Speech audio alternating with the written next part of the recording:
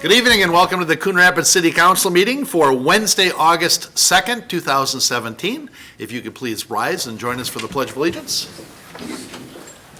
I pledge allegiance to the flag of the United States of America and to the republic for which it stands, one nation under God, indivisible, with liberty and justice for all. Please call the roll. Councilmember Kraskowiak. Here. Councilmember Kicker. Here. Councilmember Demmer. Councilmember Geisler. Here. Councilmember Johnson. Here. Councilmember Wells. Here. Mayor Cook. Here. One absent, Demmer. Thank you. First item on our agenda then is to adopt the agenda this evening. Mr. Mayor, Councilmember Geisler? I will make a motion to adopt the agenda with one note that item number 10, we do have a new draft of the ordinance. There's a little typo. Second. Motion by Geisler, second by Johnson. Any discussion? Hearing none, all in favor signify by saying aye. Aye. Opposed? And the agenda is adopted. Next is the approval of the minutes from the July 18th, 2017 meeting. Motion by Wells, second by Kicker. Discussion? Hearing none, all in favor signify by saying aye. Aye. Opposed? Abstain. And that motion carries, one abstention. Councilmember Geisler. On to our consent agenda. We have 5 items on our consent agenda this evening, starting with item number 2, to approve the therapeutic massage enterprise license for Star LLC, 2393 Coon Rapids Boulevard. Mr. Wang purchased the therapeutic massage enterprise business formerly known as Blue Sky Spa LLC, doing business as Blue Sky Spa of 2393 Coon Rapids Boulevard, and paid the background investigation and license fee for a new therapeutic massage enterprise license. The new business will be Star LLC, doing business as Blue Sky Spa. They don't have to change the sign that way, I guess. This license approval is contingent upon approval of the background investigation from the police department. So this will be an action to approve the issuance of a new therapeutic massage enterprise license to Mr. Wang for Star LLC located at 2393 Coon Rapids Boulevard, pending a successful background investigation. Next item on our consent is item 3, adopt resolution 17-83, appointing Amy Lindgren to the Arts Commission. So that will actually be adopting resolution 17-83, appointing Amy Lindgren to the Arts Commission with a term expiring December 31st, 2019. Next item on our consent is item number 4, to approve the grant application for victim service staff from the Minnesota Department of Public Safety Office of Justice. And let's see, so we're authorizing Coon Rapids Legal Department to apply for a grant for a victim service staff from Minnesota Department of Public Safety, Office of Justice Programs. Next item, item number 5, is to approve a temporary on-sale liquor license for strong beer and wine to the North Star Lions for the military softball tournament at St. Creek Park, September 8th through 10th. So we're going to approve a strong beer and wine liquor license for Coon Rapids North Star Lions for use at a military softball tournament at Sand Creek Park, contingent upon a successful background investigation and the submittal of the required certificate of insurance for liquor liability coverage. It's going to be pending Mr. Wells' background investigation. All is good. All is well, I should say. Item number 6, and the last item on our consent agenda is to adopt resolution 17-88, designating an alternate certifying officer for the CDBG program. And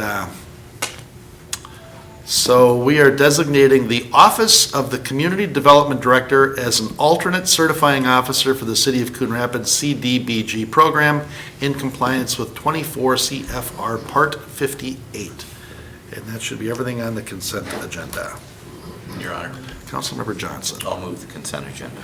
Second. Motion by Johnson, second by Wells. Discussion or questions?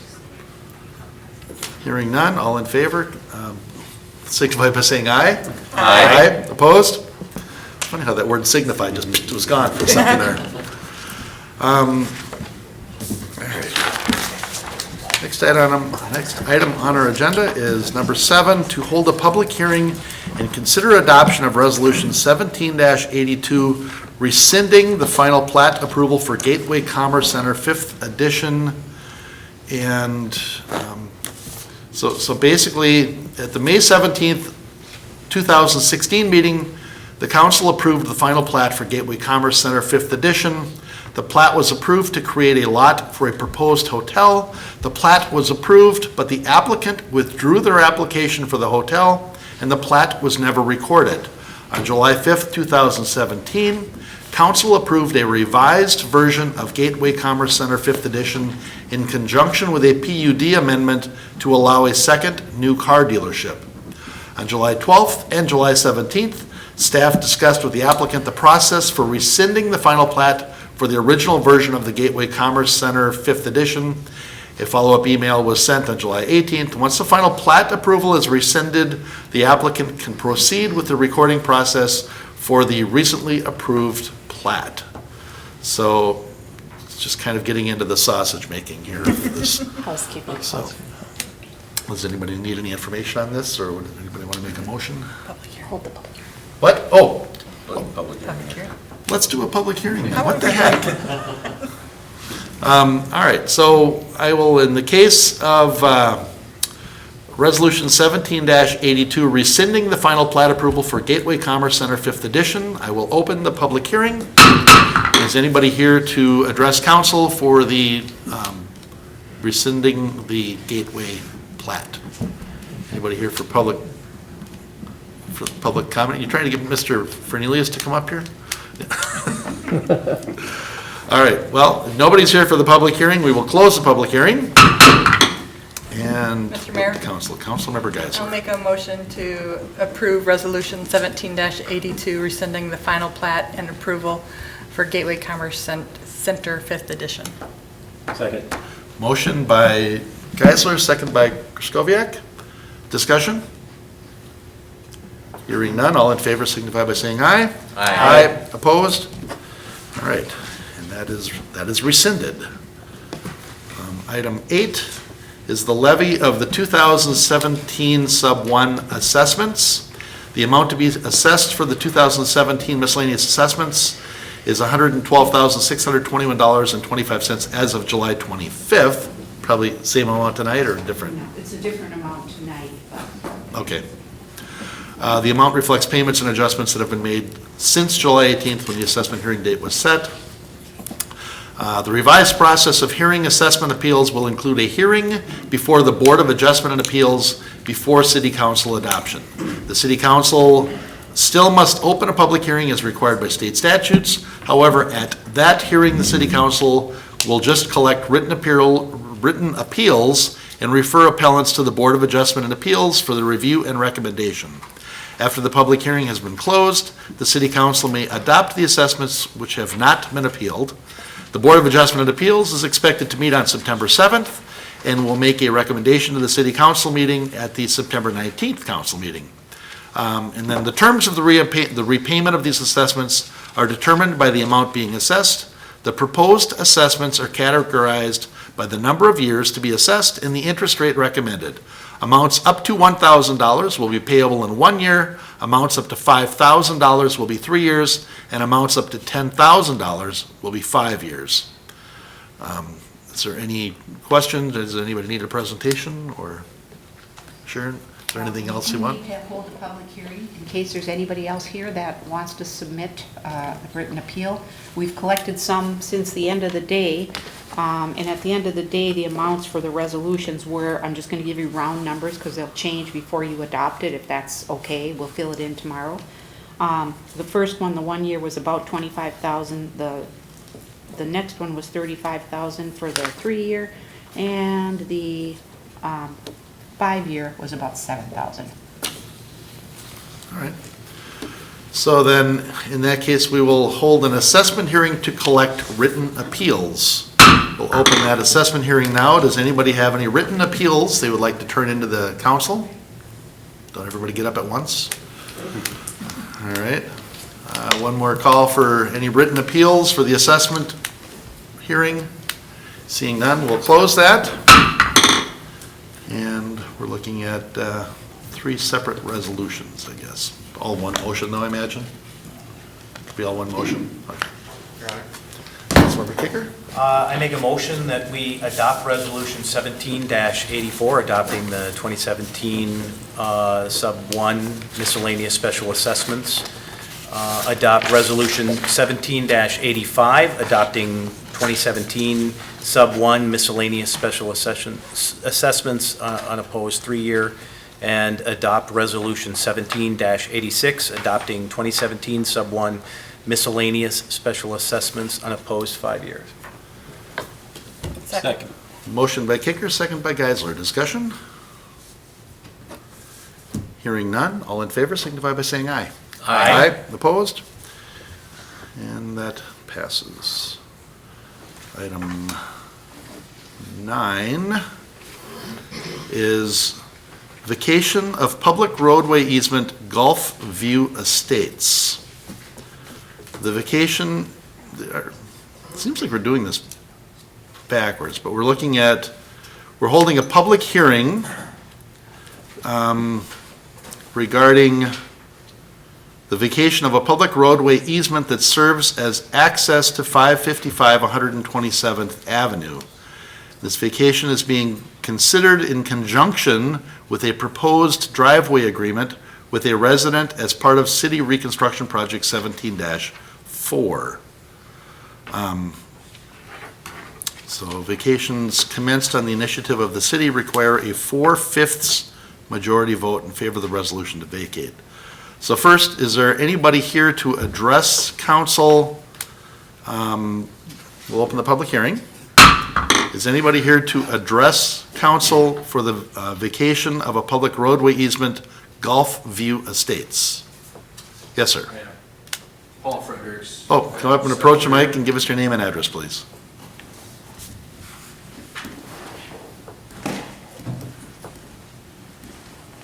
Good evening. I'm Paul Fredericks. I'm the owner of 555 127th Avenue. There's been some questions about this, and I just wanted to try and lay those to rest. We did a lot of work on this with Mark Hansen and his predecessor. It started back several years ago. The agreement has entailed all that work, and I just want to encourage the City Council to adopt that agreement.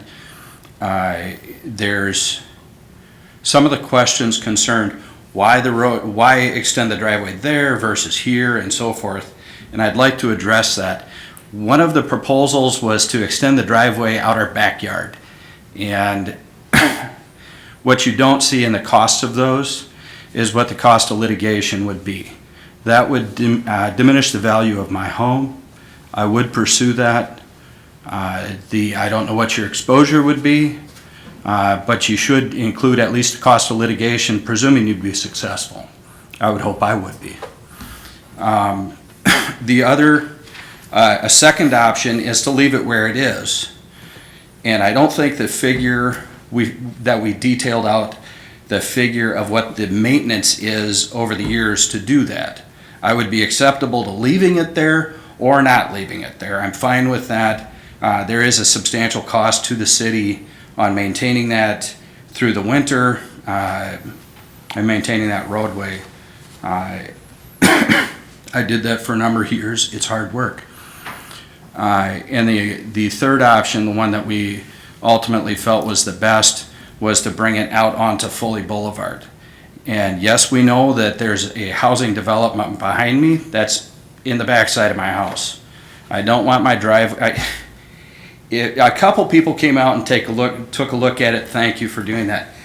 If you drew a line on what it would look like to get into my garage, it'd be kind of like a fish hook where if you went out on that street where that development is, I'd have to drive in and do a hook shot into my garage, and it becomes very unclear then where my front yard is, where my backyard is. Right now I've got a fountain and a pond out in my front yard. I have a deck and a patio in my backyard. What you'd be doing is putting my patio and my deck in my front yard and my fountain and front doors and so forth would be in my backyard. And what I guess, it seems to me that you'd need to pick the house up, turn it around, set it down, and then fix all the cracks if you wanted to run it out there. It's a mess doing it that way. The best is to go right out onto Foley Boulevard. It's the way the house is naturally sitting. It's been sitting that way for years. It was sitting that way before you ever decided to do this reworking of the roads project. So I do think the agreement is what it should be. There's one piece that I had agreed to. I think you're completely within bounds saying that's what we agreed to. There's a strip of driveway that was an extension of kind of that roadway that's being vacated that goes across a portion of my property, and it does like a right turn as you're coming in the driveway. That little tail is going to stay there. It's very likely that that piece of land will be chopped off and sold to the neighbor so that they've got a full, complete backyard, and they will have a strip of tar in there unless somebody else takes it out. You're going to be in there with the equipment. I have no idea what the cost is to remove that. It seems like that line should actually be a smooth, even line up the side of the driveway instead of, kind of this detour hunk. But we did agree to leave it there, so you can leave people to chatter about why did the city do it that way forever if you want, but that's the way it is. Is there any questions from anybody? I tried covering like 6 years of debate. Mr. Mayor. Councilmember Johnson? Mr. Fredericks, I have a couple of questions, and you and I have talked about this Yep. before.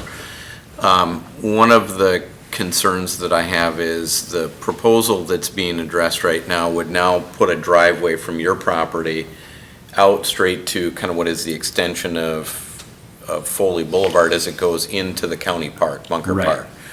And that then crosses a bike trail, or a Right. bike and walking trail. Yeah.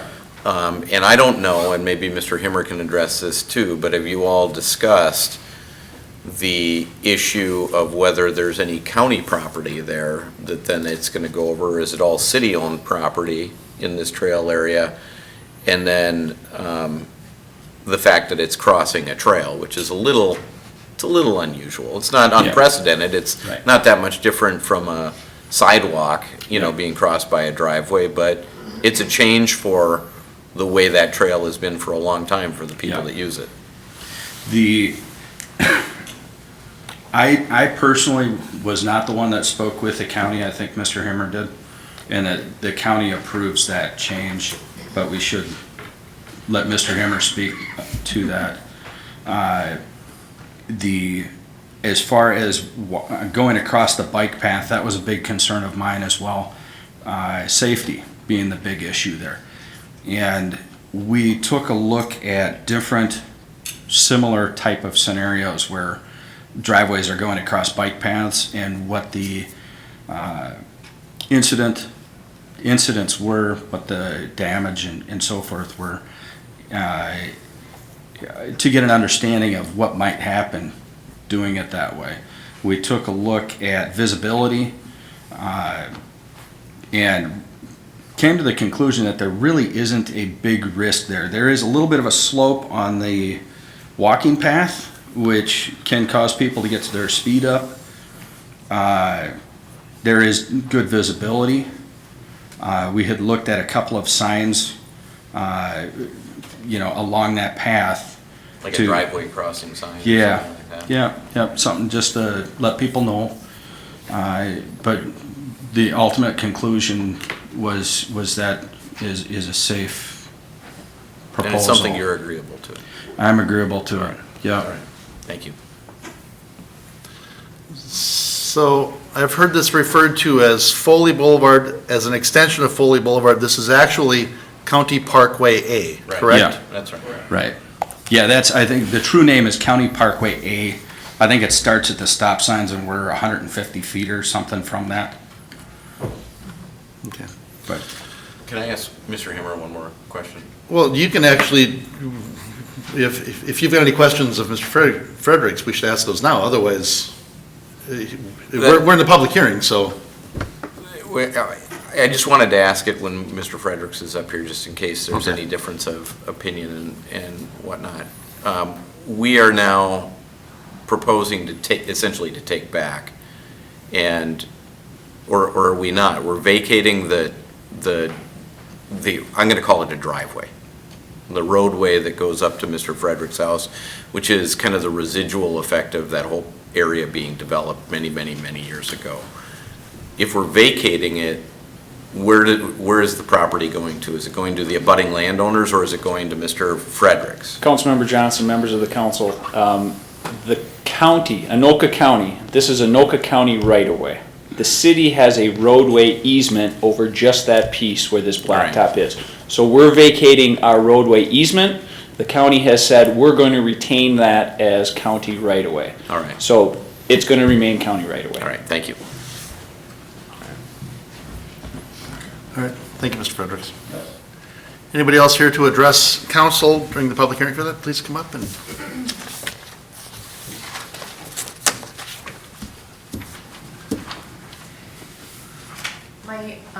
My husband and I, I'm Doreen Schmidt, he's John Schmidt. We're residents of 565, so the next door neighbors of the Fredericks. And we're here because, The blue house? The blue house, Yeah, okay. yeah, blue-gray.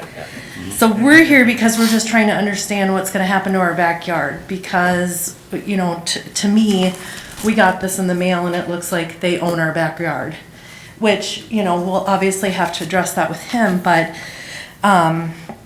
Paul mentioned, you know, are you actually vacating that road means you're actually removing it and putting grass in? I wanna understand that a little bit better. Is that what's happening? Mr. Hammer? The area shown in red, that's outlined in red, that's what will be removed Okay. and just planted with grass. Okay, so there's gonna be just a strip of driveway left in our backyard? That's what Mr. Fredericks just brought up, that, that might be a discussion you all have. This, if I can quickly, counsel, this happened in about 2012, 2013, when I first started. There was some issues and concerns out here about what is right-of-way and what is not right-of-way. I'm not sure if you were the property owners at that time. No, we weren't. There was a resident living there. I met with Mr. Fredericks. We went through these plats repeatedly. We finally got to the point that everyone was in agreement with where property lines were. We went out there, we staked them, we showed them. At that time, we had an agreement to put the driveway out onto County Parkway A. Mr. Fredericks had concerns like you did over the trail connection. So here we are now, 3-4 years later, having the very same conversation. So yes, what's outlined in yellow is what is owned by 555, and I'm not sure if you're looking at the same thing that I am here. Probably. And then what's outlined in red is what we intend to vacate and remove. We can certainly look at removing that extra strip. I would encourage you all to have that conversation, and we can And we kind will, of be part and of we that, will. I certainly. just want to put my input in that, that's what we would like, is in agreement with Paul, to have that removed, if possible. If you're already out there with equipment, I mean, it makes no sense. It still doesn't change the fact that it's Paul's property. Okay. All right, thank you. Yes. So, Mr. Hammer, how accurate is this overlay? I mean, it, literally, there's no setback in the corner of their house. Their corner of their house abuts the property line. Mr. Mayor, in 2012, when I was out there, we were finding these property corners in that driveway pavement. There's maybe 5 to 6 feet on the north side of that house from the property line. Right. And it was difficult to find that north-south line back there. So I can't say for sure unless a registered survey was done, but it was a very odd scenario at that time, and still remains that way. Wow. All right. Anybody else here for the public hearing? Anybody else here for the public hearing? All right, well, with that, we will close public hearing. So we're doing the vacation first. So if this passes, and then later we're considering, oh boy. Yeah, so then we consider the driveway agreement, requested to approve a driveway agreement and assessment waiver. Okay, all right, I get it. Well, it's goofy, Mr. Mayor, because they have to go hand in hand. The driveway agreement is contingent on the vacation, but if you vacate and you don't approve the agreement, then we're kind of stuck without any roadway easement. So I think if you're gonna do this, you wanna make it contingent upon the agreement. I don't know which order you wanna have them in, and Mr. Brody might be able to provide some input on that, but it's an all or nothing, really. Okay. I think the thought would be that if council approved this, they've looked at the driveway agreement. I think you want to be, I guess if you have questions about the driveway agreement, you probably have questions about this particular vacation. They sort of go hand in hand, and so it would be anticipated that if you approve this easement, or this vacation, I'm sorry, that you would approve the driveway agreement. I think whoever developed this in the first place should come back and fix this. What a ridiculous thing, you know, I mean, we find these all the time where the house faces here, so then they end up developing the other direction, so the driveway comes around, they move the garage doors to the other side of the garage. I mean, this is completely ridiculous.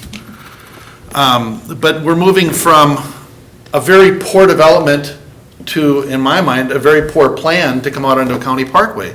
I mean, there's so many things in my mind other than even beyond the bike trail. You know, the little no commercial vehicles 5-ton limit, but now we've got 3 garbage trucks coming in there, and there's no place for them to turn around. They got to go up and they got to turn around the little shack around the cars waiting in line to get into Bunker Beach. And I'm going, we're going from poor to worse.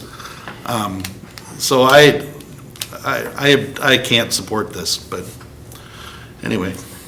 Council, discussion? Sorry. Are we still in public hearing? No, I closed the public hearing. Mr. Mayor? Councilmember Johnson.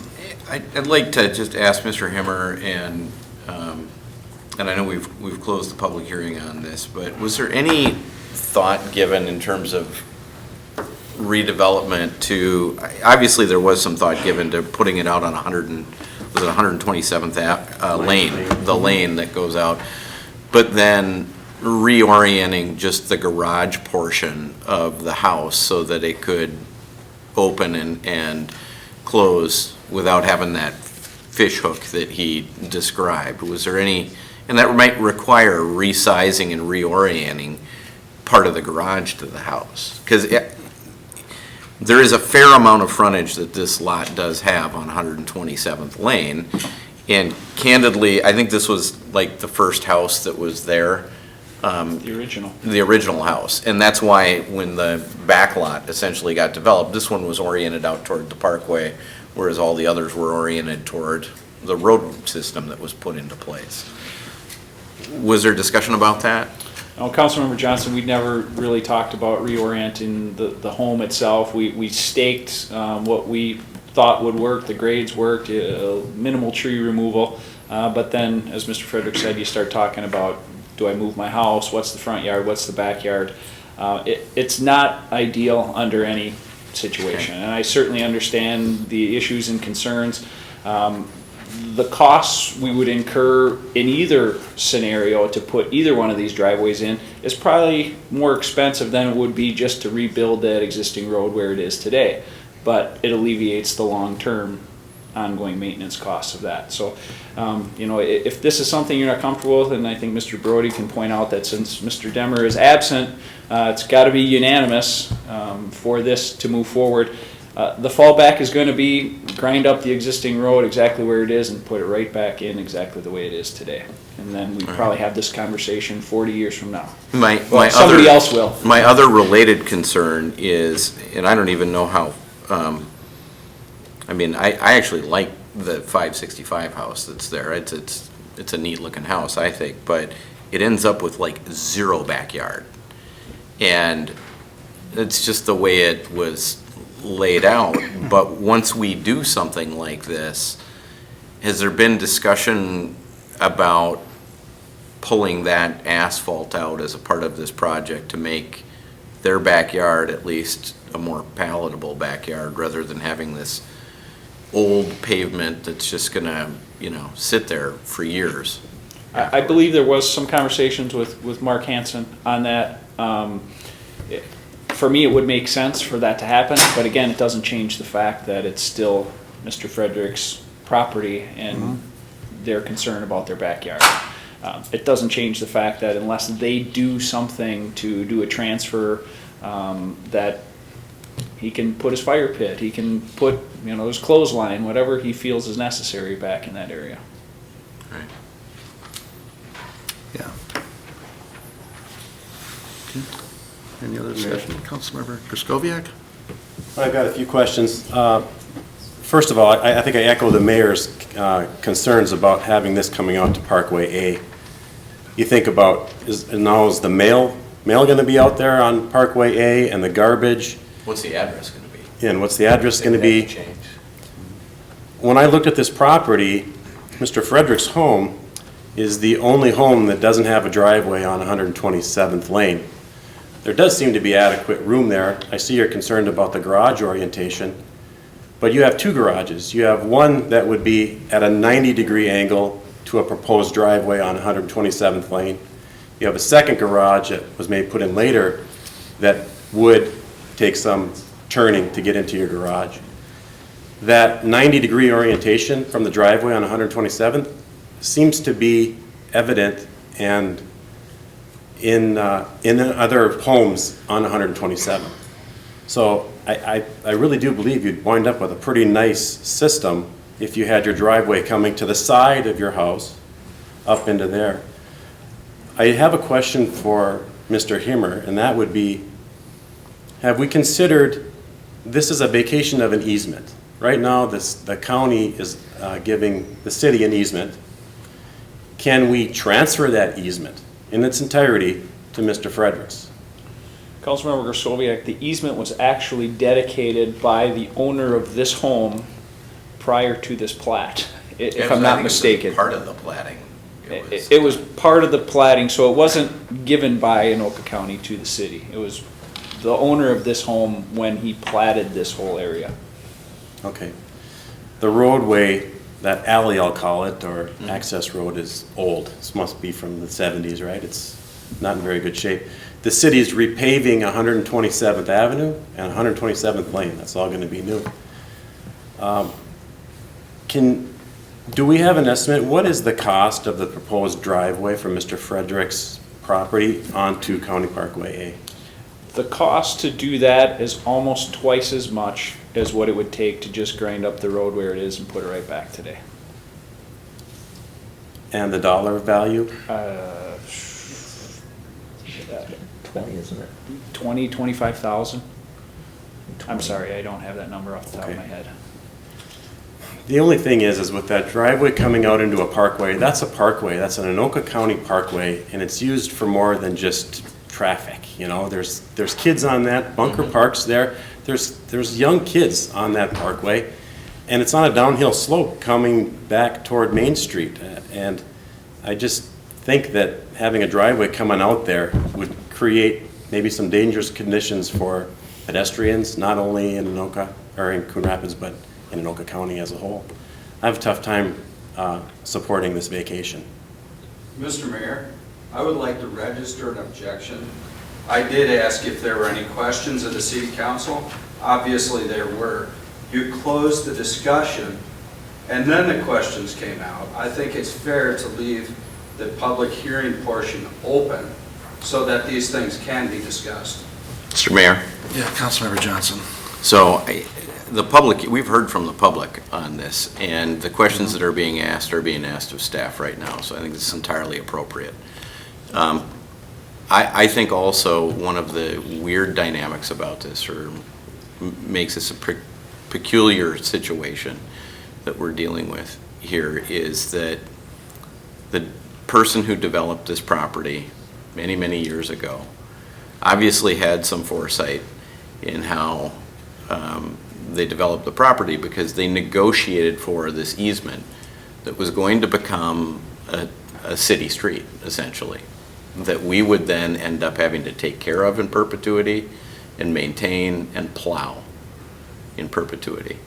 And what staff is trying to do is try to look long-term and say, is there a solution long-term that suits the neighborhood where we can let whoever owns that home 100 years from now take care of their own driveway as opposed to us having city staff every snowfall plowing that driveway and doing things. So I appreciate that staff is doing what they're doing, but when I look at the kind of cost-benefit analysis on it too, and I also look at what was kind of bargained for and exchanged back in the past,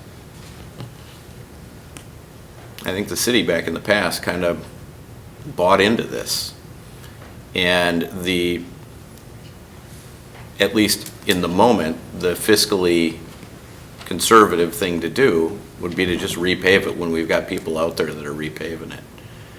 So I too have concerns about vacating it unless we have a bigger and better plan for how to improve the situation all around that area, including the immediate neighbors. All right, any other discussion? I did, Mayor. Councilmember Krzyszkowiak? I might have lost my train of thought, but the second thought would be if we didn't vacate and we had to repave that road, would we then have to assess the landowner for like every other homeowner in the area? Yes. Councilmember Stoviak, that's what was in the next part of this was the agreement, is if we're going to take this off the city side, that we would, in that agreement, we talked about forgiving the assessment and being done with it. I would say right now it's in the bid for 17.4 or 17-4. It's in there to do just what we're talking about, grind it up and put it back in. In that situation, then there would be no need to really waive the assessment because the benefit would still remain. And I do have a follow-up question. Mr. Mayor, I still have to. Councilmember Krzyszkowiak, okay, thank you. Councilmember And I do have a Krzyszkowiak. follow-up. I know I don't see our city assessor here, but has there been any thought given to assessing, or not, estimating the value of the property with the side driveway versus a back driveway? Has there been any type of, well, what do you call it? Appraisal? Appraisal? Yeah. To me, I would think the value would not be interfered with. Yeah, no, and I don't think so either, but the owner, that's not what he is interested in, so. Okay, all right. So in front of us right now is to consider vacating a public roadway easement. So we haven't had a motion yet on this. I'm going to object again as to the assessment because if that comes up. Okay, Mr. Fredericks, this actually isn't the assessment hearing tonight. Excuse me, it was a Thank lie. you. I have objected to that assessment. We did resolve that in the agreement, but that assessment still remains objected to. Contrary to what Mr. Himmer said, Okay, it is thank not you. just automatic. Mr. Fredericks, we're looking for a motion from Mr. council on this. Mr. Mayor? Mr. Himmer. I can certainly clarify that. He did object to the assessment. Yep. So that's still, that option is still in play for him to continue. We rolled it into this agreement. This was something when we came back for the assessment hearing the last go-around, we mentioned that he had still had that objection in place, but we were working on this agreement. So he still has the right to contest that assessment, and he's accurate in that regard. Yep, that's what you said. Mr. Mayor, I need a point of clarification from Mr. Himmer.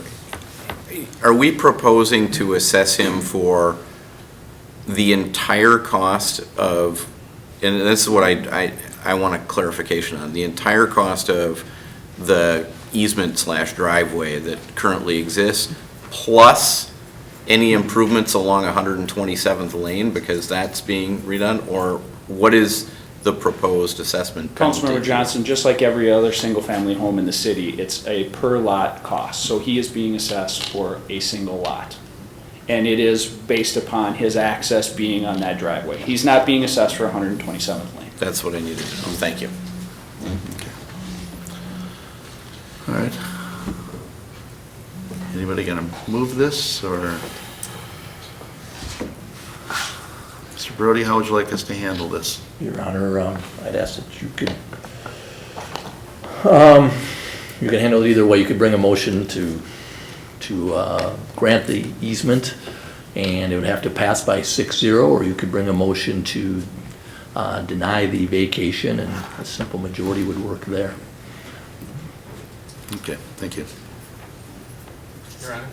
Councilmember Kicker? I'll make a motion to adopt resolution number 17-87, vacating a public roadway easement. Vacations commenced on the initiative of the city require a 4/5 majority vote in favor of the resolution to vacate. Okay, we have a motion. Is there a second? I'll second to get to discussion. Okay, we have a motion and we have a second. Is there further discussion? Mr. Mayor? Councilmember Geisler? I look at this and I go, there's not a really good answer on any of it, you know? The long road into a driveway is not optimal. I'm sure that people who are, what would be south of you, who go onto 127th would love to not have that in their backyard. Putting your driveway onto the county park is not optimal.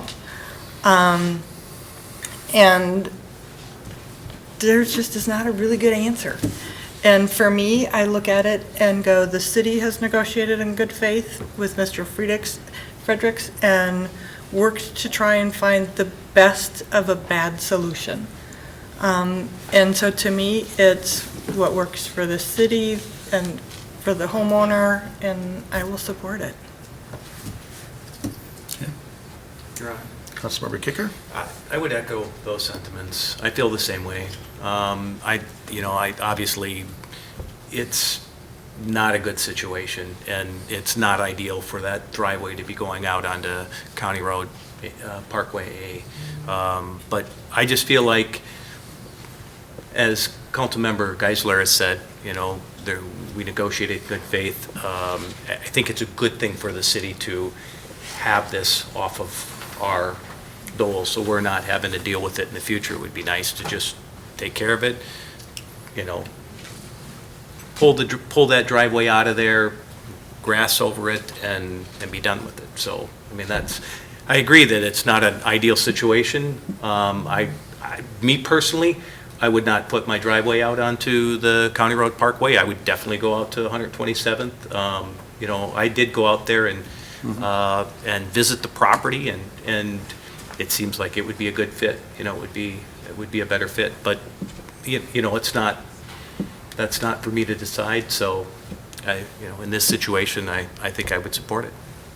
Actually, it kind of is your decision. Well, it's not as far as where the driveway goes. Oh. All right. Councilmember Johnson? So if this were the city trying to fix a situation and a homeowner were against it, I would certainly side with the homeowner, because of this situation and the city bought into it. The fact that Mr. Fredericks is open to this solution means it's something that I'm willing to support, especially since it does fix some, frankly, perplexing issues with respect to the properties that are there. I really want to emphasize to staff, though, I think that they have to make sure that the sight lines are real clear along that trail and appropriately sign it. And I would encourage staff to look through whatever programs are available, so long as Mr. Fredericks is available, to see if we can fix that little tag end of the property and maybe deal with the asphalt that's there. It sounds like Mr. Fredericks is open to having that removed as well. And if there are funding sources to help with that, I think the city should explore that with the homeowners that are there. So had this been a homeowner that had any apprehension at all about doing this, I wouldn't support it, but because they're behind it, I will. But I think we have to be real careful about how we deal with that, because that's going to be the only driveway, I think, in all of Bunker Park that crosses a trail. So, there you go. Your Honor, Councilmember I was Wells? just going to let my vote speak for itself, but simply two wrongs don't make a right. This is not a good solution, so I won't be supporting it. Okay. Further discussion? All right, so we have a motion and a second to adopt resolution number 17-87, vacating a public roadway easement. All in favor signify by saying aye. Aye. Opposed? Aye. So the motion fails with Councilmember Wells, Councilmember Griscoviac, and Mayor Cook opposed.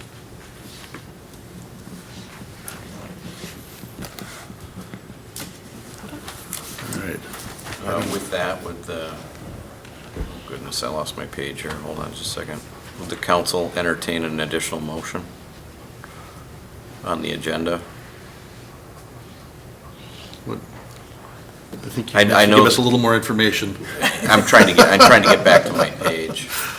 With that, because they're tied together, I would move to table as moot, item number 11, the driveway easement for 555 127th Avenue Northwest.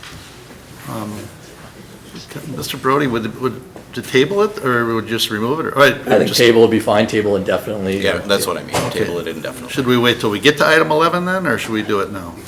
Why don't we wait till we get to that item? All right. I think that's our intent, and All right. Okay, good.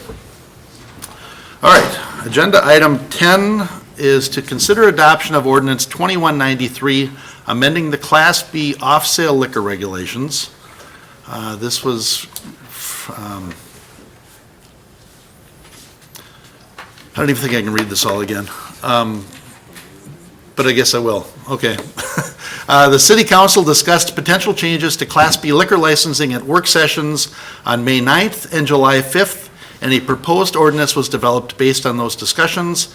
This ordinance was then introduced at the July 18th, 2017 City Council meeting. At that time, there was some discussion about further narrowing the scope of the potential Class B users to those with grocery versus the current language which only states retail. As this was only an introduction, no formal direction was given at the July 18th meeting, and the ordinance presented for adoption tonight is in the same form as was introduced. The City Council may choose to modify the language of the proposed ordinance at the August 2nd meeting. However, it should be noted that significant changes to the language will require a reintroduction of the ordinance. The proposed ordinance would amend the definition of Class B to allow the sale of intoxicating liquor and reduce the square feet of floor area as a principal use required to 25,000 square feet, as well as eliminate the restriction as to the number of licenses allowed and the proximity limits.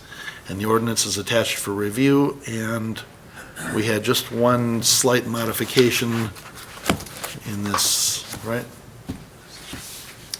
And that was, The word primary was changed to principal. oh, all right, yeah, transfer of the principal use, okay, all right. Okay. Was there any, did we ever think that if we go the direction of grocery, is there different wording that we would use? Grocery and something, perishables, food, Mr. Stemwedel? Mayor, Council, and I'll let others add in if I sort of overlook something. I know one of the questions has been that some council members have asked about whether or not we could narrow the scope further to grocery-oriented establishments versus retail.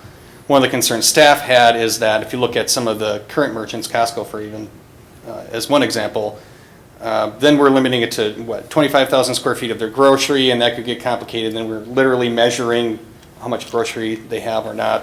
Where I think really the intent is that those businesses that have grocery as a significant component of their overall business kind of fall into this category. And so I think at a staff level, we decided that, maybe just saying grocery wouldn't quite meet what we're looking for, but if we said something like grocery and related or associated business, something along those lines where it's a little more of a discretionary call that if an application comes in, staff can look at it and say, yes, this meets the intent of the ordinance. If we deny it, and there's always an opportunity for them to appeal that to council, at which point council could decide if it's appropriate or not. So we think broadening that a little more than just grocery, if that's the decision of the council, would be beneficial in that regard, just so that then we're just still looking at the footprint of the building, in this case 25,000 square feet and larger, so we don't have to worry about what portion of that is exactly grocery and what isn't. but it's still sort of meeting the intent of sort of these hybrid models you're seeing in the market now, that they may want to come in and they have a large component of grocery, but it's not maybe even 50% of what they provide. It might be it's 40%, but it's still, sort of a primary use of their building. Thank you. Mr. Mayor, Councilmember Johnson? could a car dealership get one of these licenses? The way it's currently written, Councilmember, or Mr. Stemwell? Mr. Mayor? Mr. Fernelius? Yes, well, I don't think so. I don't think that would be considered a retail use. I think that's an automotive use that is separately defined in our zoning code. So I don't think that would be covered. They couldn't apply. But Kohl's could.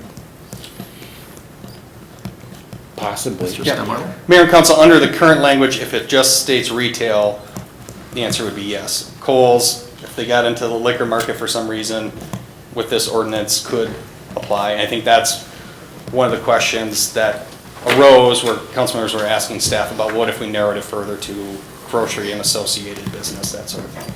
My concern with leaving it toward the issue of whether we approve or deny a license at some point in time down the road is us being arbitrary and capricious about when we're going to do it and when we're not going to do it, and kind of the gut feeling of the council. I can't support it as written. I also have previously expressed, and that's because of the vagueness in it, but I have also expressed my concern that, the reality is we had a big ranging discussion about all liquor licenses at the end of last year when the new council members came on board. And this was not on the radar at that point in time. And frankly, while there's been appropriate public kind of notice about this, the reality is that we workshopped this just after the 4th of July. We put it on a council agenda for an introduction the following meeting, and now we've got the proposed draft that is slightly modified from what we had before. And at the workshop, as I understand it, the Class A license holders weren't aware of it. I know that from them, and they weren't invited to it because it wasn't directly their license, but yet it significantly impacts them. And so for those reasons, I'm going to vote no on this one. Councilmember Scrovia? A question for staff. The 25,000 square foot limit, or limitation, or requirement, I should say. Hypothetically, could you have 24,000 square feet of liquor and 1,000 square feet of toys with separate entrances and gain a Class B liquor license? It seems vague in here, and I don't see. No, it's still got to be your principal business, something else. Mr. Stemwell? Paragraph B, there's a limitation on size. Liquor store portion can only be 5% of the total square foot of the entire business, so you have to. Thank you for the clarification. I was seeing the 2,500 square feet minimum, but missed that. Thank you. Yeah, and that's actually a little bit confusing. It took a long time to figure that out, what that actually means, what the minimum is. Help me under. Mayor, council, when we changed it, with the proposed language from 50,000 square feet to 25, we kept the 5% max. But since we lowered it, 5% of a 25,000 square foot store we thought would have been maybe too small. And so we said that if that's the case, if you have a 25,000 square foot store, that you could build at minimum a 25 up to, or 5%, whatever is larger. Yep. So we're just trying to compensate for that. But the 5% is what's currently in the ordinance, but we're just trying to allow them to have a little bigger store than the 5% since the 1,250 square foot store would be rather small. Yep. Okay. All right. So, what? I'll take it. All right. For me, when we've got the square footage parameters in the ordinance and with retail, is there a likelihood that somebody could potentially? Yeah, but it's very few. businesses would actually meet the size criteria to be able to then have that secondary entrance and put liquor in, I don't see it as a huge risk. I do see opportunities for our city where there's how businesses are changing and how we interact with them and what they provide. And right now, our city's kind of closed for business, and I personally would rather have us be open for business to a lot of different kinds of business versus more of a protectionism perspective. So if I can get back, I would make a motion to adopt ordinance 2193, amending the Class B off-sale liquor regulations. We have a motion. Is there a second to that? I would like to discuss changing it a little more. So is there a motion the way it's written, or a second? So then that died without a second. I would like to have us consider changing that language to grocery. Because I'm not getting anybody asking me, I want more retail. I'm only getting people asking for grocery stores. And I don't think that 25,000 square feet grocery and related, or however the language would be, I don't think 25,000 square feet of that is really much different than 50,000 retail. Because, wow, I'm really having trouble with my train of thoughts tonight. But I don't, I mean, like a Hy-Vee or a, just a, or a Target. I mean, so we're really looking for somebody that has predominantly grocery sales. That's their business. This is in addition to that. That's what I'm asked for, is groceries. They want Trader Joe's, they want Fresh Time, they want, all these grocery stores. And I think that would control the expansion a little bit. I can't imagine either what it would be that would come in, but I also don't want to open it up to unintended consequences where all of a sudden some business model comes in and goes, all right, we got 25,000 square feet of fishing lures, and we want to have a liquor store because we're going to be selling bait. I guess I'm just not looking for an overall expansion. I'm looking to be very concise and try and incentivize grocers. So I have a question for yes. that. I find from a grocery perspective where I will look at it and go, how the heck do you enforce that? How do I look at measuring that square footage?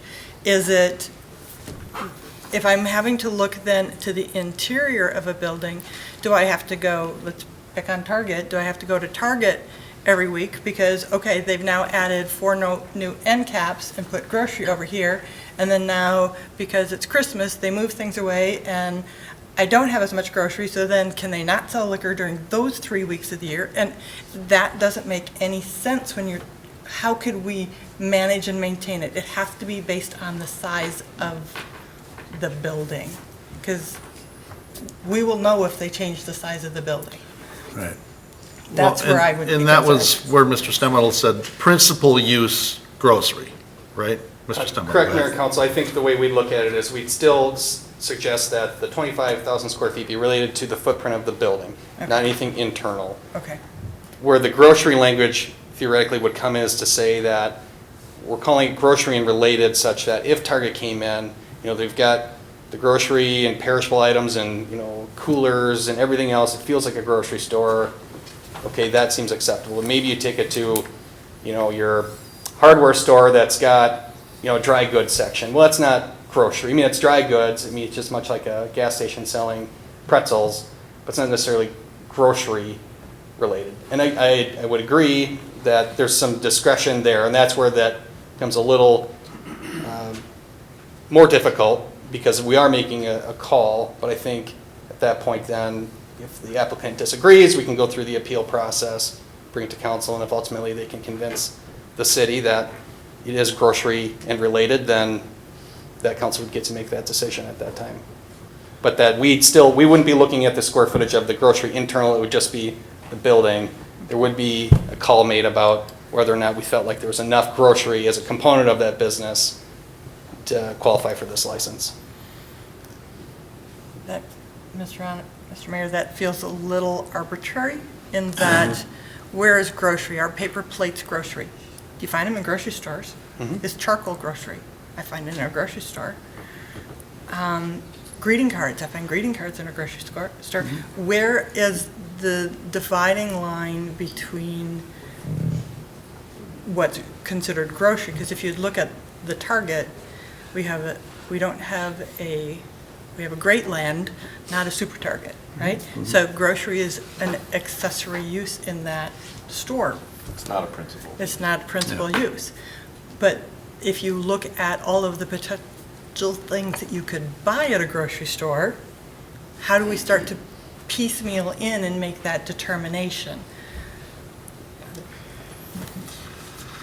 That's where staff struggled with, and I think that's why the recommendation has come back with retail. You run a risk either way, because retail is, as Councilmember Johnson pointed out, that could be Kohl's. But on the other hand, I mean, that risk could be smaller than the risk of, well, is Target, are we going to be arbitrary and capricious? Is Target considered grocery? Is Menards considered grocery? Is Costco considered grocery primary? Or if we even put similar, I think we could interpret that to mean, well, Target is similar to a grocery store, or Costco is similar to a grocery store, and so we'll grant the liquor license. And we can maybe even set up a set of standards or parameters to say, hey, this is what we look for in a similar operation to a grocery store, to try to get us away a little bit from that arbitrary type standard. But again, that's not a guarantee either. So I guess what your city attorney is saying is there's going to be a risk either way. From a purely legal standpoint, I think the retail is the lesser of the legal risk, but then you've got to think of, from an economic standpoint, is Kohl's going to get in the liquor business? I don't know, maybe. And any other business that we don't foresee coming down the road. That has 25,000 square feet, that's retail. Right. And we also have to remember is, our original order just said it was, our original ordinance just said it was attached to a primary use. It didn't even sort of, we narrowed it from there. And we didn't have any sort of unintended consequences in the last 15 or 16 years. I mean, other things probably played in there, geographic things. But it was for these reasons and for this discussion that I moved to table it the last time. And that's so that we could have this kind of ranging discussion. So I'm just reiterate, I'm not willing to support this as written, and I think it does need more work. Your Honor. Councilmember Wells. I don't have concerns with the retail, but the history on this was people came to us and they wanted Costco to have liquor, you know. It's got liquor in Maple Grove. Then we talked about a Hy-Vee, and we started out with 50,000 square feet, and then we went to 45,000 square feet, and now we're down to 25. That's my objection. That's not a big box. You know, what we started out to do is to get liquor in Costco and potentially a Hy-Vee. And 25,000 is not a big box store, in my opinion. And so that's my objection to it. If it read 50,000, I'd be fine with it. But 25,000 to me is not a big box. It's not the reason why people called me and said, you know, and I don't remember the square footage, but Cubs are 80,000 square feet and Costco's whatever, and I mean, they're not even close to 50. I mean, these places are the ones that are eligible. The 25,000 to me is just too low a threshold. And if it's going to just stay just straight retail, I'm fine with 50,000, because I don't think that, I think it's too much of a move, and I'm too concerned with, I guess I'm too concerned with what might come up. You're right, 15 years, nothing has come up. I mean, at the 15 years, Target down in Springbrook could have opened a liquor store. I'm sure they got 50,000 square feet there. And they're not within 2 miles of any other Class B. But they're right next door to a Class A. But they are exactly next door to a Class A, and that's not where I would want to see them impact that. So and if we went to 50,000 retail, then that would require a smaller grocer to have to purchase somebody's license if they're going to come into this market. Yes, it would. All right. And Mr. Mayor, to me, the reason why I would support it as it's written, Yeah.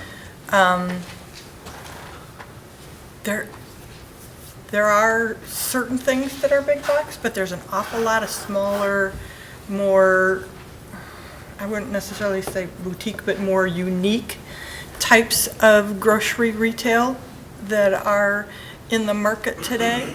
And most all have liquor. And if we put this at 50,000, we say we don't want you to come to our city.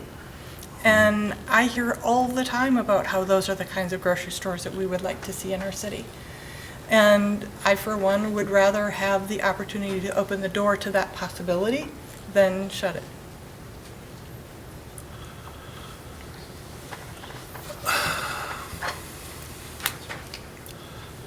Okay. Unfortunately, I don't see 25,000, just kind of counting votes in my head here, I don't know that 25,000 retail is going to go, though. Is there, would we want to try and take a run at some sort of a 25,000 Go 35? grocery? Go for once, twice? But those aren't going to get your boutique grocery stores either, because those It's are gonna be- 15 to 20 or Yep. 25. Yep. Mr. Mayor, members of the council, would it be more palatable for council if we inserted the word grocery or similar? And that would do it for me, I know that, but. Mayor? Councilmember Perhaps 25,000 square feet of grocery inside, or a certain number dedicated to grocery That's where you. inside. Or grocery operations. Yeah, still. I mean, grocery operations would cover the offices and the back room, the stuff for the groceries. From enforcement or just a review of the license, that would be difficult, and as Councilmember Geisler suggested, that sometimes varies, and what are we gonna define specifically again as, we still on that same issue of what is sort of our intent with grocery. I mean, we've thought of that idea as well, that what can we do to accomplish that? I would urge Mr. Stemwell? to workshop it some more with all the license holders.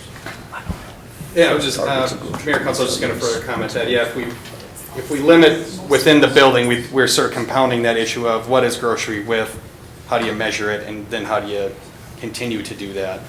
And I would say that, 25, if you define that too narrowly, then that ends up being a lot of grocery within a building, and I would start to wonder if some of the bigger users in town or future would even have that much grocery. With the way we could define it, as Councilmember Geisler said, well, is the charcoal part of the grocery side, or is it part of the retail side? And so then we're getting kind of in a deeper level of discretionary decisions. I just think 25,000 and your principal use is groceries, but. Mr. Mayor? Councilmember Geisler? So, going back to my many years in retail, one of the other components from a grocery perspective that makes certain places unique is the availability of fresh produce. Not just buying, right? Because I can't just go buy a lemon or a lime at a liquor store because of the health. That, where if you look at potentially that as part of a definition of grocery, that as your primary grocery, including fresh produce, would that make any difference to people to narrow it down?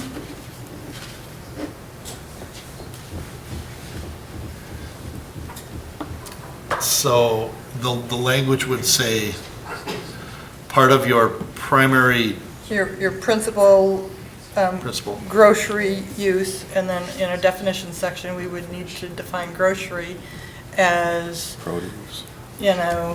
a retail operation with consumables, including fresh produce. Mr. Brody's got his head down. Yes, it does. Mr. Stemwettle, did you have your hand up, though? Well, yeah, I think so. So Mayor and Council, I think certainly as Mr. Brody stated previously, that if we wanted to develop some standards for what constitutes grocery, that's a possibility. I guess the question be, we want to try to develop those standards tonight versus stepping back and maybe bringing back that as a definition within the ordinance or some sort of component, I don't know, Dave, from the legal process, how that would best be rectified.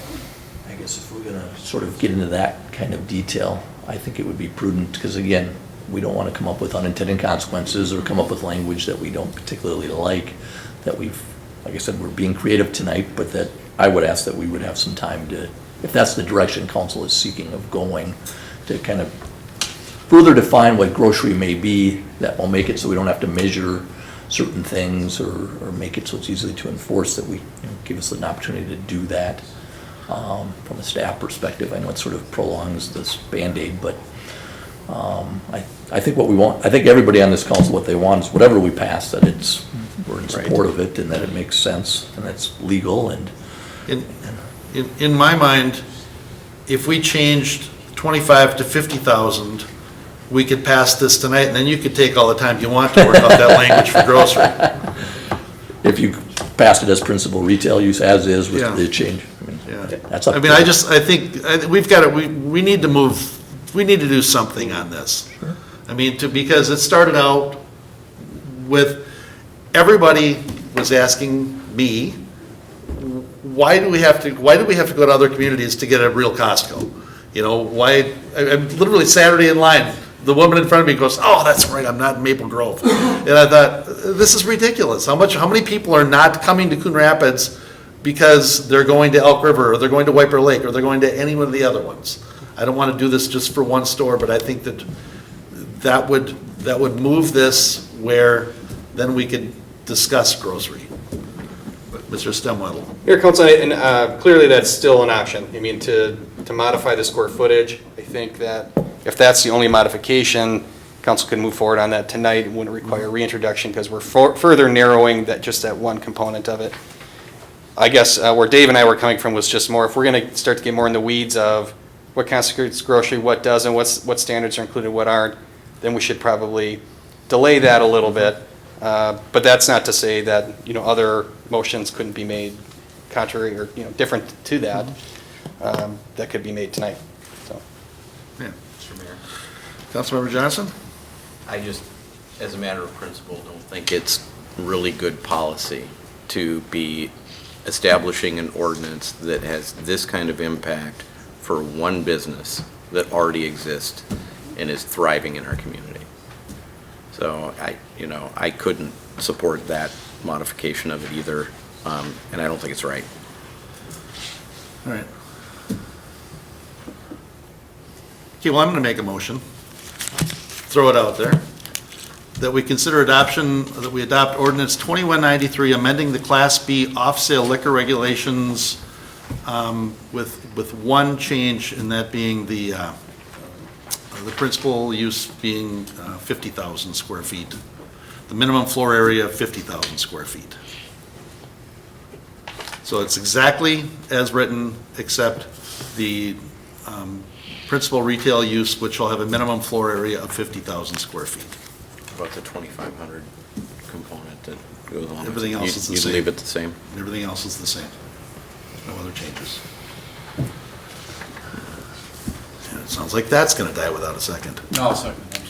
Thanks, Mr. I was reading the rest of the ordinance to see if there was going to be contradictions in there. Okay. Yeah, no other changes, just changing the minimum floor area to 50,000 square feet. Mr. Mayor? Okay. Councilmember Geisler. So I appreciate the change, but I don't think it solves the whole problem.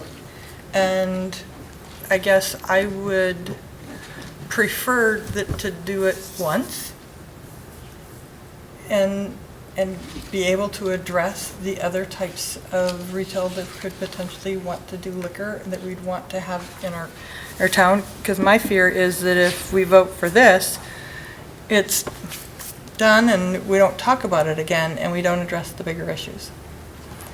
And so that's why I think I would rather, if we're going to start to make changes like that I would workshop it try and get to a total solution that we could all support.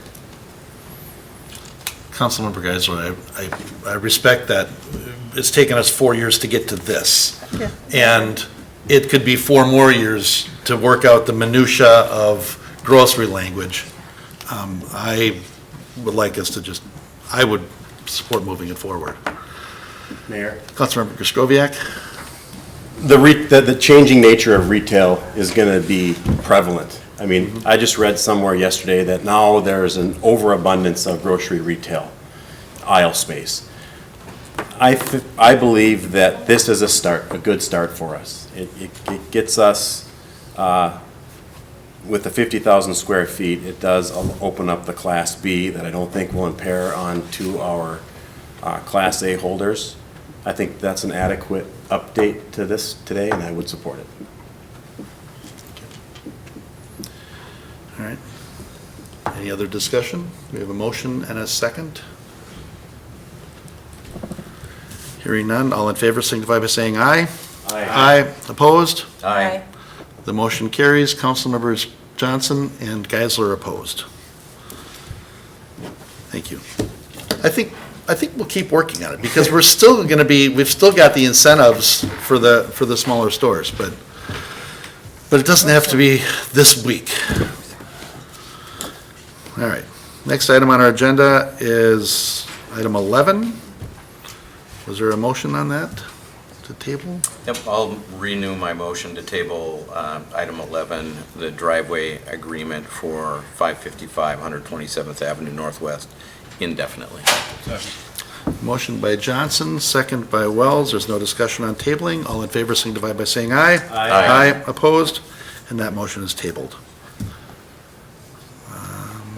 Item 12, consider introduction of an ordinance approving the zone change from office to high-density residential, 3551 Coon Rapids Boulevard. Mr. Harlicker, you want to do the presentation on this, or you want to wait till the next one? It looks like you're going to be up at the mic for the next 3.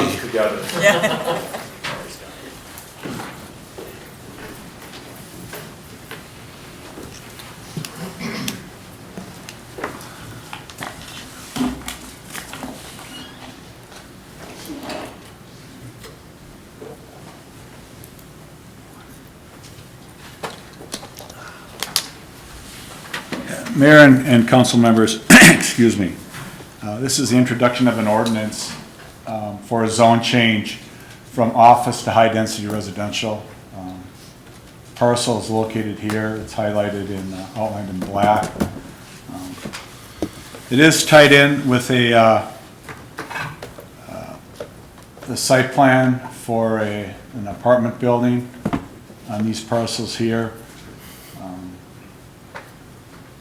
When these 4 parcels here were, zoning was changed previously, the applicants did not have this parcel under contract. Since that time, they have reached an agreement with this property owner, so it has become part of the overall project.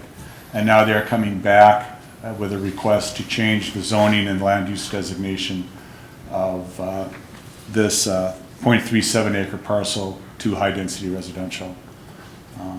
And tonight we're requesting that the council introduce the proposed ordinance to accommodate that. Okay. So let's address that item right now then. Does council have any questions for Mr. Harlicker before we consider this introduced? Okay, so then in planning case 17-23, we will consider the ordinance approving the zone change from office to high-density residential, 3551 Coon Rapids Boulevard. Tom Wassman will consider that introduced. And we'll move on to item 13. Mr. Mayor, do we want to just say that we'll consider it formal vote at the next meeting? Make sure that we give people the date. So, let's see. The July applicant is 20th? requesting the introduction. So, August 15th. All right, yeah, council will consider the proposed land use amendment on August 15th, the same meeting as final consideration of the zone change. Okay, all right. And then there's the, so should I read that whole motion, that whole introduction at the end? In planning case 17-23, the planning commission recommended introduction of the attached ordinance, approving the proposed zone change from office to high-density residential based on the following. The proposed rezoning to high-density residential is consistent with the proposed land use designation of high-density residential. Item 2, the proposed rezoning is compatible with the adjacent land uses and zoning. Item 3, the times and conditions have changed so that a reasonable use of the property cannot be made under the current zoning. Item 4, the proposed zone change would not have an adverse impact on the area. And item 5, the proposed rezoning is consistent with the Coon Rapids Boulevard Framework Plan and the River Rapids Overlay District. So with that, we'll consider it introduced. Mr. Harlicker, item 13, planning case 17-20, consider use flexibility for density and mix of uses for 128 unit apartment building, 3525 Coon Rapids Boulevard. That's grown. Yes, this is our request that's tied to a site plan that was approved by the Planning Commission back on July 20th. It includes the area highlighted here in black, and it also includes the subject parcel of the previous zone change. So it's this area here. Most of the site is known as the Pedersen Floral property.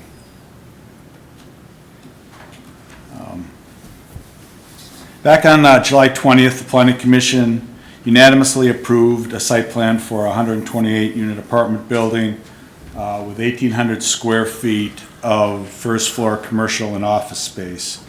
The plan, along with 128 units, includes 105 enclosed parking spaces and 53 surface spaces. The building is 5 stories high and includes a mix of studio, 1 and 2 bedroom apartments. There are 69 one-bedroom units, 19 studio, and 40 two-bedroom units. Along with that approval, the Planning Commission approved or granted design and dimensional flexibility for the following: building height, number of parking spaces, lot coverage, the amount of open space, lot area, building and parking setbacks, as well as minimum finished floor area. One of the conditions of the Planning Commission's approval was council approval of use flexibility. Planning Commission has the authority to recommend on use flexibility, with the council having approval authority. So that's what the council is being asked to consider tonight, is the granting of use flexibility to increase the density and to allow a mix of office and commercial space in the project. I can go over briefly and outline the project that was approved. It includes an L-shaped building. There's parking on the first floor of this wing here, and underground for this portion of the building here. This access here out to 115th will accommodate, I believe it was 44 parking spaces in this wing here. There's also 2 access points from Coon Rapids Boulevard, one here and one here. You'll see this is kind of a unique design for this building. There's a sewer line that bisects the property in this location here.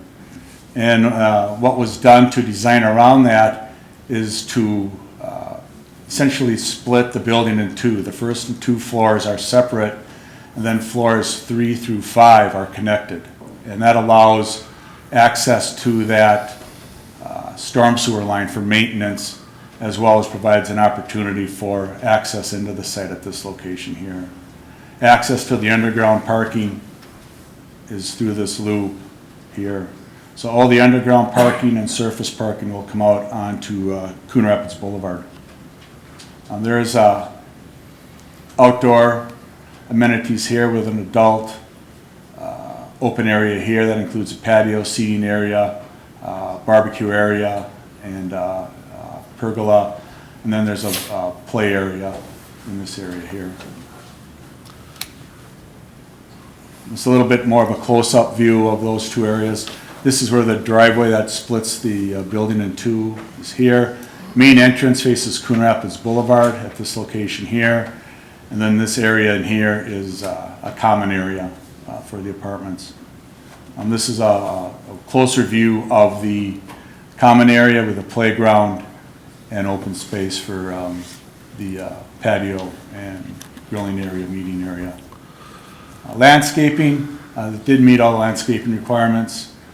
There's significant plantings along here and around this area in here, as well as street trees across the front with shrubs along the foundation of the building.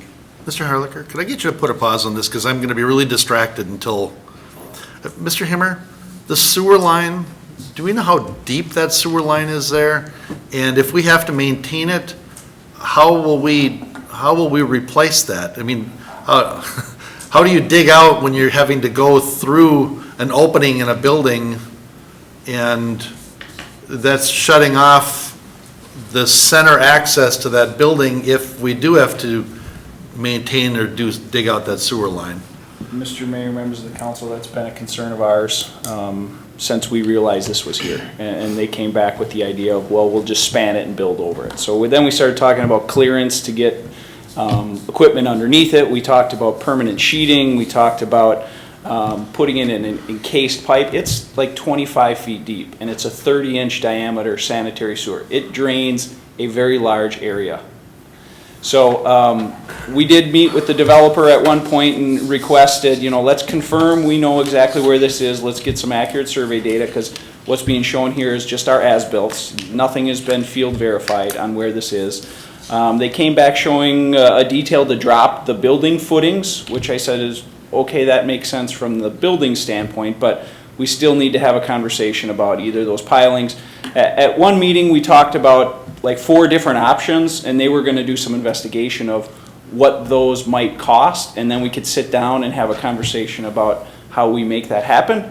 And here we are with this conversation. I did send an email prior to the Planning Commission meeting to say, I understand there's lots of flexibility being asked for here. So it certainly would make sense for them to get in front of all of you to understand, are we really only talking about the sewer, or are we still hung up on parking and size and all these other things? So I think it makes sense to have this conversation, but I did make it very clear that before I entertain any building permits or footings or excavations, we got to solve this problem first. So don't come in with a building plan set and say, put me into plan review, I want to get this thing rolling. We still have to get the structural, geotech, all of that stuff in order and make sure that this is going to work. But I also understand their concern of, why would I put all that effort into it if this is going to be a no-go anyway? So it's fair to continue the conversation, but I will be very clear that that is still a big concern, and that's going to be the first thing we got to solve if this moves forward. Okay, thank you. It was just really distracting me. I'm full attention on you, Mr. Harlicker. Go ahead. No problem. This is what the building is supposed to look like, and you can see here, this is the area that was just currently discussed, the open area with the building, the 2 floors, and then this is the view from Coon Rapids Boulevard. There's a variety and mix of materials with bump outs and variations in the elevations of the building to break it up so it's not just a flat facade. Again, here are the different building elevations. These are the ends. Across the front here on the first floor, here's the main entrance. This area here is where the commercial office space would be, with all the glass windows facing Coon Rapids Boulevard. Some floor elevation. This is the first floor with the meeting space, units, and parking on the first floor with the access out here. Commercial area that will be under consideration tonight for use variance or use flexibility is located here. And then second floor, again, you can see how it's split up. There is a second separate entrance for this half of the building. And then the third, fourth, and fifth floors are all the same with mix of units, and you can see how it extends over the opening in the building. Okay, Mr. Harlicker, hang on. Councilmember When Kicker? you showed that first floor, are the parking spots open? Are they, I mean, is it enclosed completely, or are they open? The building elevation so that it is enclosed. Okay. Thank you. Go back. The first item that is before the council tonight is the granting of use flexibility for density. The applicant is requesting a density of 47.7 units per acre. The River Rapids Overlay District has a maximum density of 7 units per acre. That equates to 19 units. The other item that is being considered tonight is use flexibility for the mix of uses. The code does not allow for a mix of uses. It only allows for accessory retail shopping, so it's very specific. The granting of use flexibility for this would allow the developer a little more flexibility as to the type of uses that can go in there. It's a relatively small space, 1,800 square feet, so you're not going to get a real intense use going in there. At the Planning Commission meeting, one commissioner thought the project's density was too high. They could support some flexibility, but not to the extent that the applicant was requesting. Another commissioner felt the overall amount of flexibility being requested, including density, mix of uses, was high, but was willing to support the project. The commission voted unanimously to recommend approval of the two requests for use flexibility. Residents' comments were related to parking, traffic, and site access. They did not reference density or the mix of uses. And with that, the planning case 17-20, Planning Commission recommended the council approve the request for use flexibility to allow a density of 47.7 units per acre and the 1,800 square feet of mixed-use commercial office space. And with that, I'll answer any questions. And the applicants are in the audience tonight if you have any questions specifically for them. Okay, thank you. Councilmember Kraskowiak? Mr. Harlicker, you mentioned that the district's current density is just 7 units per acre. Or, yeah, 7 units per acre, correct? Correct. That seems very low. I would suspect that we have other high-density buildings in Coon Rapids that have a density higher than that today. Is that correct? Yes, there are. Most apartment units are come in at a higher density. So it's a variance pretty much with every apartment application? Or is it just in this overlay district? Just Councilmember Kraskowiak, it was just in the overlay district, and this is the first apartment building we've had along Coon Rapids Boulevard. With the Dominion project, they were also granted density flexibility for that project, not to the extent that this is, but they were granted use flexibility for density. Councilmember Geisler? So thinking back to the whole boulevard framework and with the ports, I remember that there was concepts of, more intense uses at the ports and more infill in between, and that's where the overlay came into play. And so that's where the high density is actually lower infill. If this was in a port, per se, do we have, there's 30 units per acre. And so for me, I'm looking at this with the intent of the ports and what we were working to do on the boulevard, to be able to have some more intense uses, and to be able to do some mixed use kinds of things is what we were trying to attract in the ports. And that this is a couple blocks away from the port, but to me it meets the intent of what we were hoping to do. And a reason why I would support the flexibility. All of it? Yeah. Okay. I'm just curious, because there's several things. Yes, I know. Okay. Yeah, I mean, for me, I would make a motion in planning case 17-20 to recommend the approval of the request for use flexibility to allow the density of the 47.7 units per acre and 1,800 square feet of mixed commercial and office uses based on the stated findings. Second. We have a motion by Geisler and a second by Johnson. Discussion. Mr. Mayor? Councilmember I have another Griscoviac. question on the variance, and that has to do with the height variance. What is the variance that you're requesting for the height? It doesn't seem like it's overly high. Yeah, council member, it was, the flexibility for density was granted at the planning commission review, and it was to allow a 65-foot high building. That would be measured, that was measured to the highest point, which is here. Maximum height per code was 45 feet. Thank you.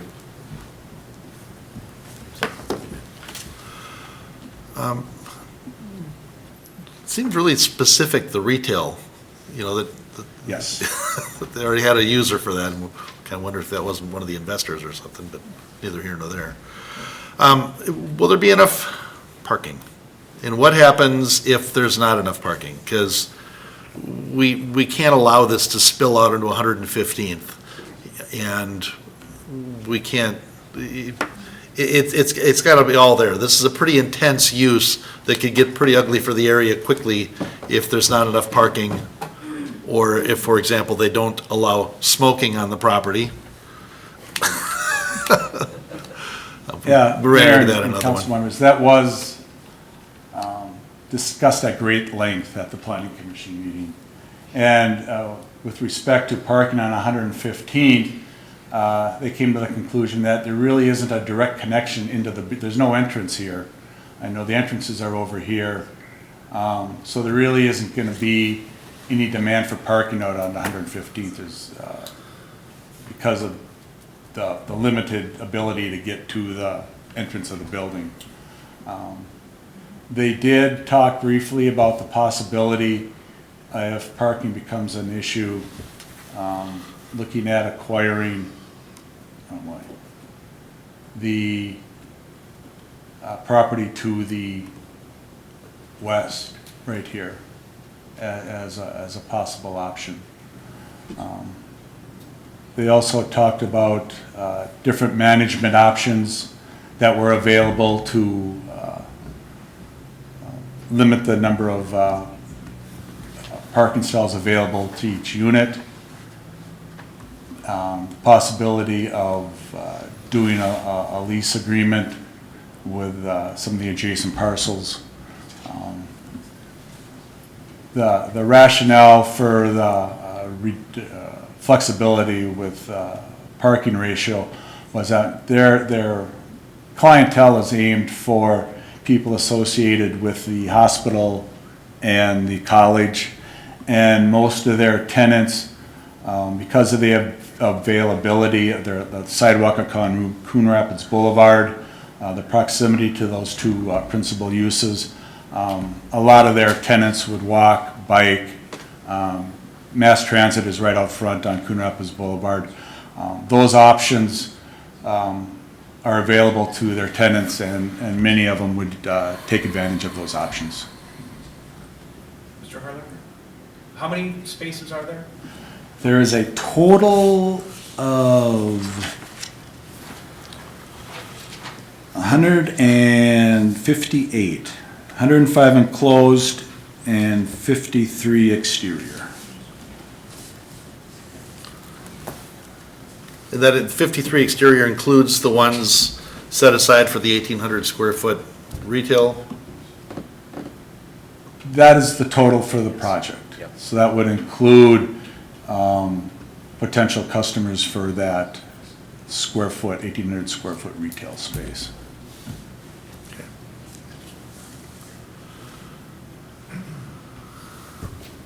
All right.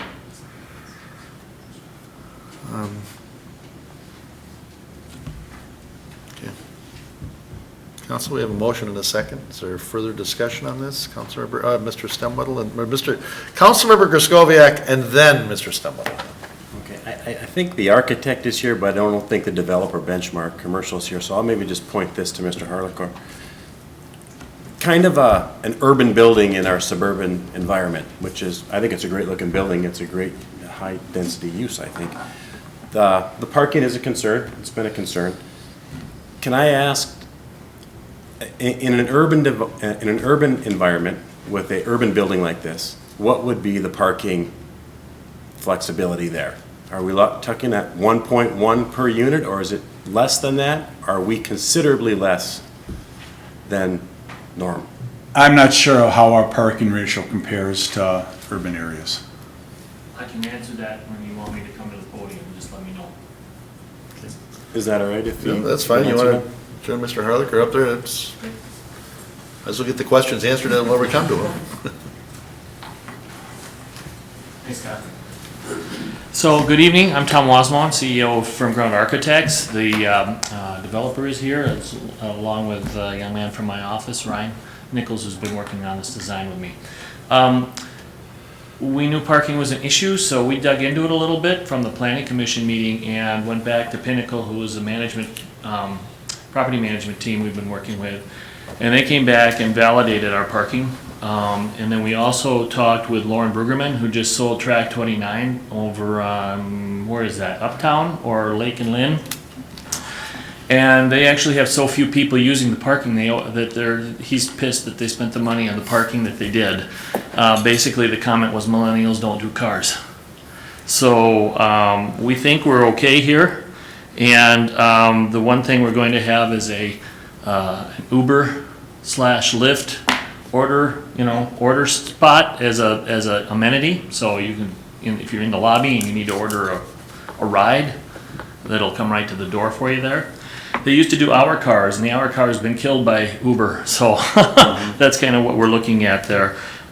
We do have a 1.23 ratio there, and both Pinnacle and Lauren were both fine with the ratios we had. We dug into it with them because we were concerned that there was a concern with this. So the other part that was brought up was, what if there's a big party?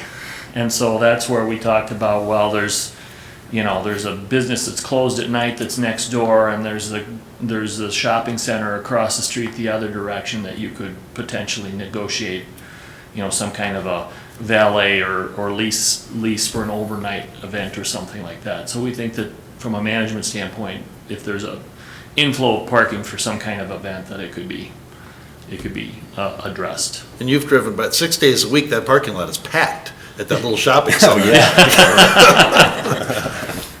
You think of 200 people working in that call center. It's incredible. Wow. I had not observed that. Yeah. I've been back there at night. And I got an opportunity to tour it a couple of weeks ago, and it was like pretty impressive. Cool. Okay. So, that's just an observation at this point. We haven't got any reason to negotiate for off-site parking. So, one of the, and I'm sorry, did you have something else? No, that was my questions. Thank you for answering those. Sure. Okay. And then you were asking about the parking for the 1,800 square foot of commercial. Yeah. We have an interest from a chiropractor for the property. We've identified a potential coffee shop user. So we have some interest in it. Of course, we have to get it through this process before people will sign up. But I think that because we're close to the hospital, we do have some smaller clinic type folks that are interested in this location.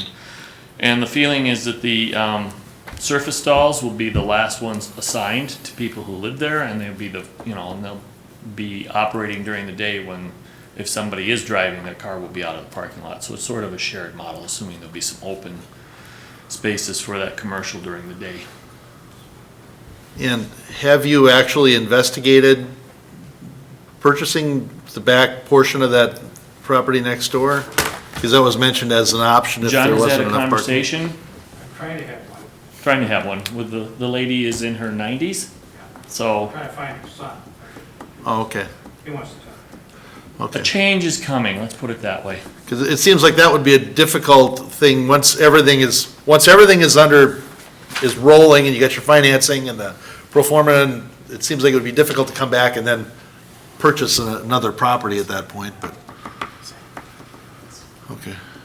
That's his issue. I think we'll, you know, it's a risk that we know we're taking as a development. Could I say something, Scott? Didn't you say it's zoned retail too, so we could put retail in that spot? So we wouldn't have to go through this as part of it. Yes, council, it was commercial and office, so I think retail would fall under that commercial heading. You're talking about 3566, or are you talking about The the mixed? adjoining property. The adjoining property? Yeah. Okay. All right. Mayor, Councilmember one follow-up Scofield? question while you're up there. Yeah. The project that you did in Uptown, you said it was Site 21 or Oh, something? it's somebody that's actually looking at investing in this, Track 29. Track 29. Do Yeah. you happen to know what the unit density is there? I don't, I can get that for you. I don't have a clue right now. All I know is what Lauren told us about the fact that people were renting out their parking stalls to other people because they weren't using them in the building. Okay.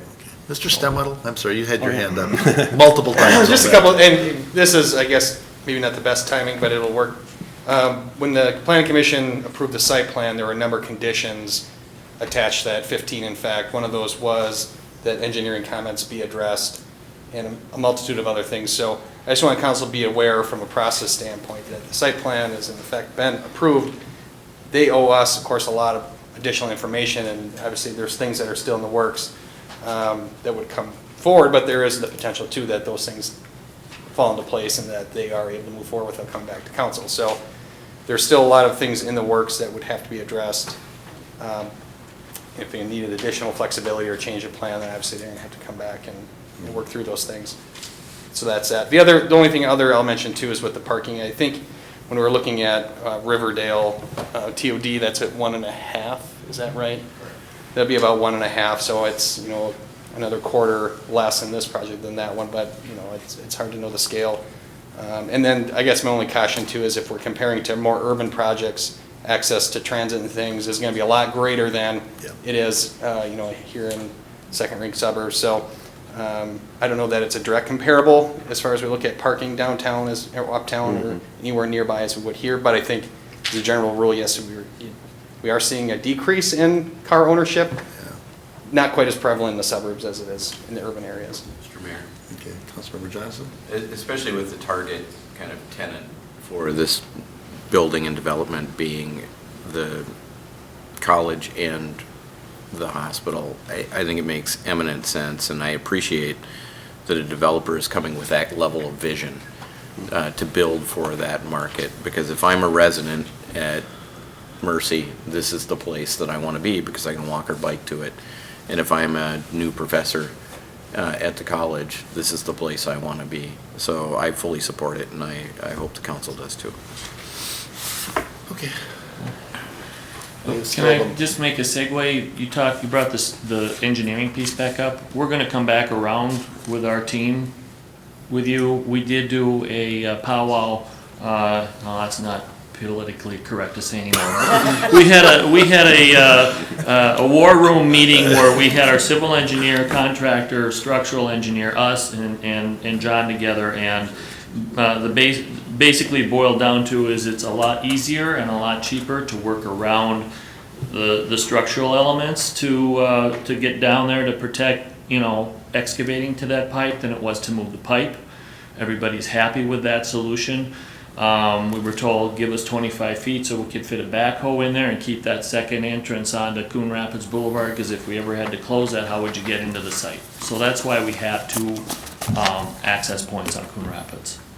So It's still quite an engineering feat to it will, you know, replace that pipe. I wasn't in that war room. No, you were not, but what it did was it settled our nerves, the people that are in the room here, with regards to the rest of our design team who are experts at that, not Right. having an issue with it, so. But we're the ones that actually would be responsible for digging that pipe up and fixing it if it fails. Right, So and we wanna make that's- sure, well, and what we would do is we'd have to make sure that our footings and foundations are down far enough that if you had to excavate it, that the fall to the pipe is within the safety margins required for that sort of excavation, so.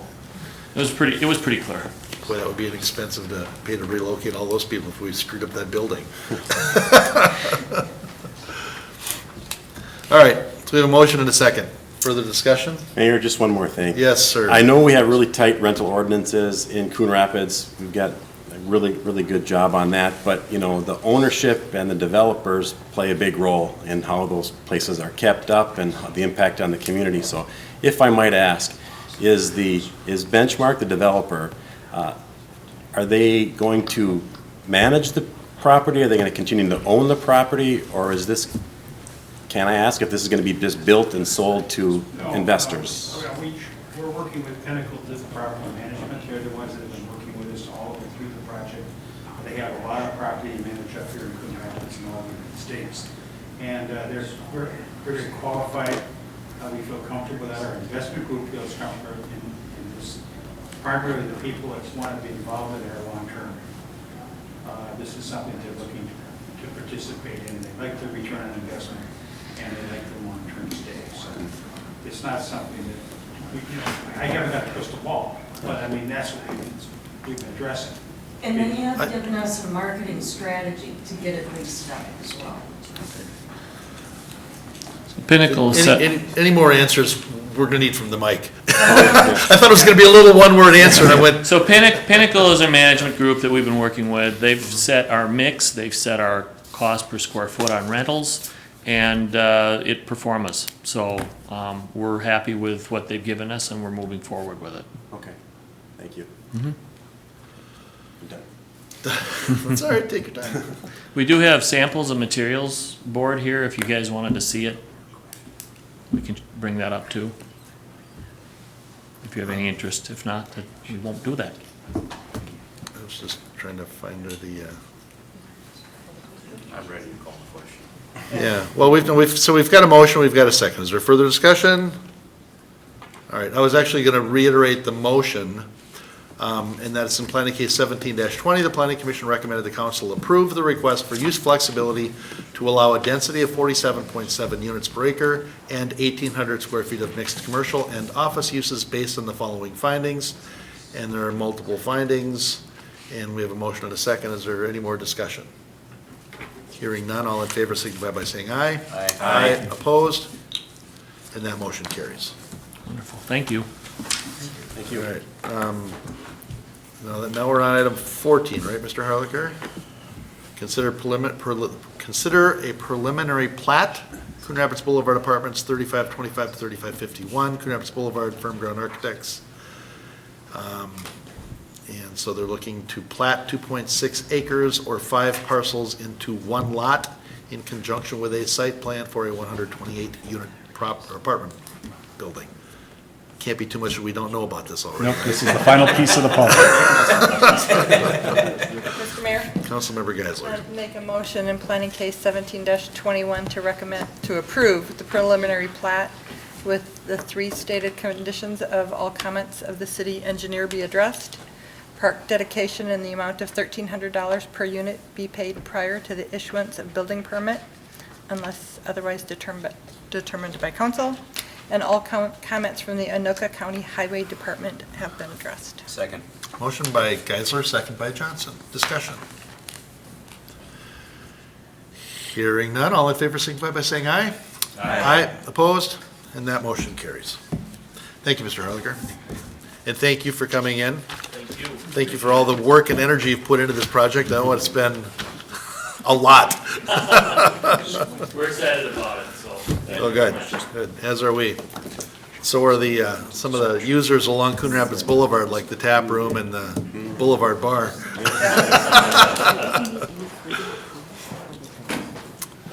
All right.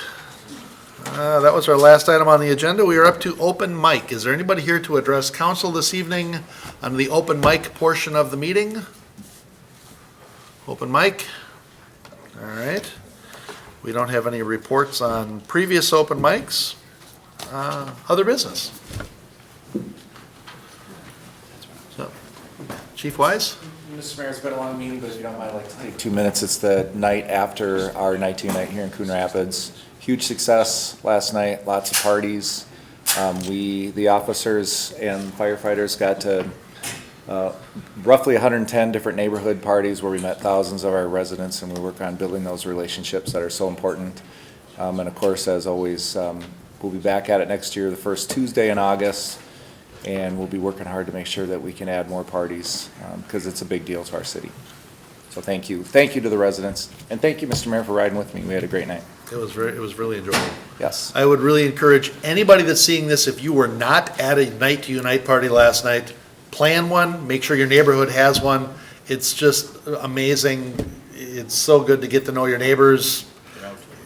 Yep, just get out there. Yeah, I rode along with the fire department and, you know, just the information that they give the residents. The police department as well, they're there and, you know, they give them a lot of good tips on different things to be aware of. Fire department, same thing, they'd show up and they gave their little presentation. There were a lot of good information that residents weren't aware of. So it was, you know, it was really neat to see. It was a great time.